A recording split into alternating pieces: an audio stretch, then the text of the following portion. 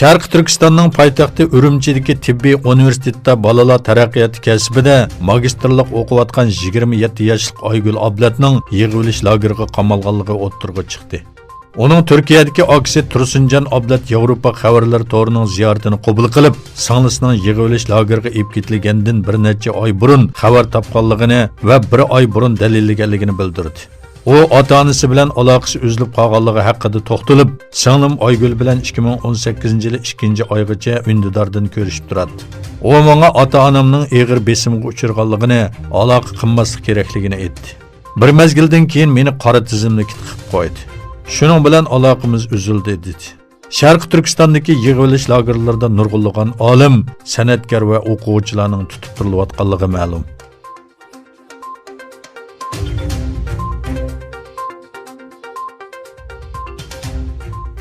Amerika Tashqi ishlar ministri Mike Pompeo Xitoyning Uyg'urlarga qaratgan og'ir kishilik huquq tajovuzchiliklarini tanqid qildi. Mike Pompeo Twitter hesabida Xitoy Kommunist partiyasi o'z fuqarolarining madaniyat e'tiqodini yo'qotishga urinyotdi dedi. Pompeo Twitterda e'lon qilgan bayonotida diniy erkinlikni qo'g'dash va hurmat qilish kerakligini ta'kidlab mundaq dedi. Xitoy Kommunist partiyasi tarafidan Tibetdan Shinjonggacha yo'l qo'yilgan bostirish siyosatlarining terrorizm bilan aloqasi yo'q. Xitoy Kompartiyasi o'z xalqining madaniyat va e'tiqodini yo'qotishga urinayotdi. Xitoyning yaqinqi yillarda Sharq Turkistonda kasbiy tarbiyalash markazlari nomida yo'lga qo'ygan yig'ilish lagerlari bilan Uyg'ur va boshqa yerlik millatlarning kimlik va madaniyatiga qarshi tajovuzchiliklari xalqaro jamiyatning tanqidiga uchirmoqda.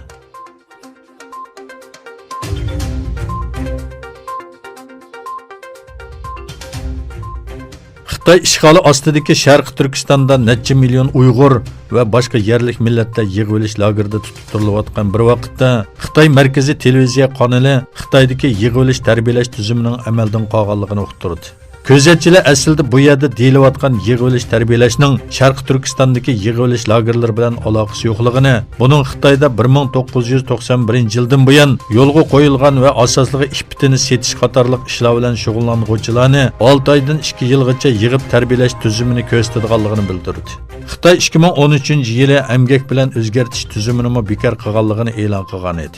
Lekin Sharq Turkistonda yig'ilish lagerlari va majburiy emgak davomlashmoqda.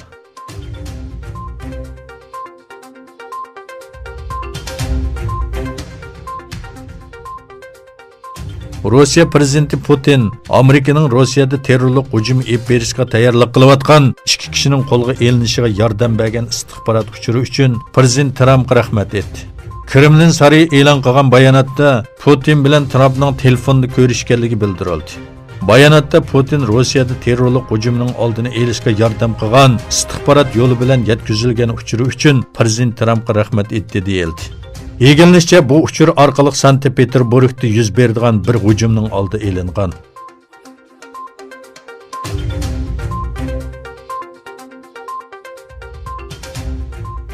Ukraina prezidenti mahkamasi e'lon qilgan bayonotda Ukraina qismlari bilan Rossiya tarafdorlari bo'lgunchi kuchlar orasida Ukrainaning sharqiy qismida mahbus almashtirish olib berilganligi bildirildi. Buning bilan 5 yildan buyongi to'qinishlarda asir tushib qolganlar uylariga qaytgan. Bayonotda 76 nafar hukumat qo'llovchisining uyiga qaytganligi aytilgan. Bu haqdagi kelishim Rossiya prezidenti Putin bilan Ukraina prezidenti Zelenskiy orasida bu oyda Parijda imzolangan.